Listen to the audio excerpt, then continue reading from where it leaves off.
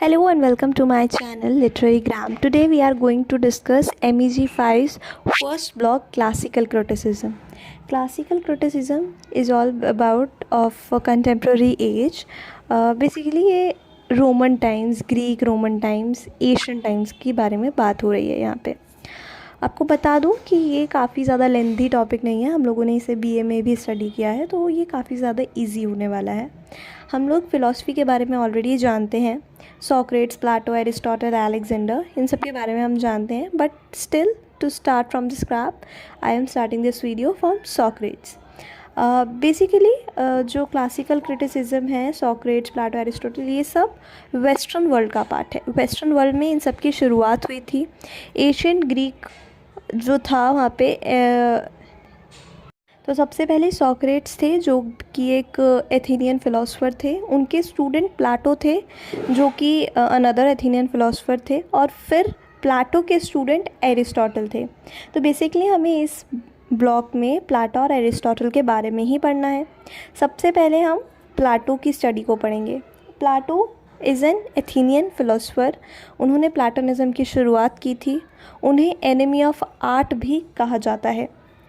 आपको बता दूँ, वो पूरे वर्ल्ड को एक अलग नज़रिए से देखते थे, अलग नज़रिया था उनका। उन्होंने अपना एक अनदर स्कूल भी खोला जिसके अंदर काफ़ी बच्चों ने एडमिशन भी लिया, और उन्होंने प्लाटोनिज़म की शुरुआत की। प्लाटो का मानना था कि imitation should not be there in poetry. Imperfect representation of reality is the most prominent theme in poetry in nowadays world. All in all, Plato को लगता था कि पोएट्री सिर्फ वर्क ऑफ इमिटेशन है, बल्कि उसे ऐसा नहीं होना चाहिए। लोगों को अपने न्यू आइडियाज़ पर काम करना चाहिए।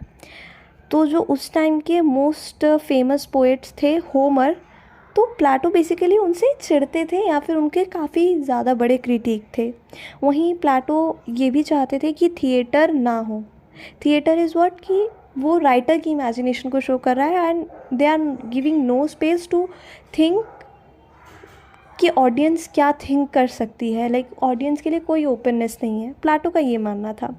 वहीं जो उनके स्टूडेंट थे, उनके जो फॉलोअर्स थे एरिस्टोटल, वो बिल्कुल अपोजिट फ़िलासफ़ी दे रहे हैं। वो भी एक ग्रीक फ़िलासफ़र है, वो जूलॉजी के भी फाउंडर हैं। पोएटिक्स एंड रिटोरिक उनका फेमस वर्क है। तो आप ये सब नोट कर लीजिए कि वो एक ग्रीक फ़िलासफ़र हैं, जूलॉजी फाउंडर हैं, पोएटिक्स और रिटोरिक उनका फेमस वर्क है। तो उनका क्या मानना था, वो बेसिकली सबसे ज़्यादा इम्पॉर्टेंट है, और जनरली पेपर में भी एरिस्टोटल का व्यूज़ ऑन ट्रेजेडी आता है। एरिस्टोटल के व्यूज़ के लिए हम सेकंड वीडियो देखते हैं, पार्ट 2 में देखते हैं एरिस्टोटल के व्यू, क्योंकि ये वीडियो ऑलरेडी काफ़ी ज़्यादा लंबी हो चुकी है। तो जस्ट इन केस अगर आप बोर हो रहे हो तो लेट्स सेकंड वीडियो पे चलते हैं। Thank you for watching this one.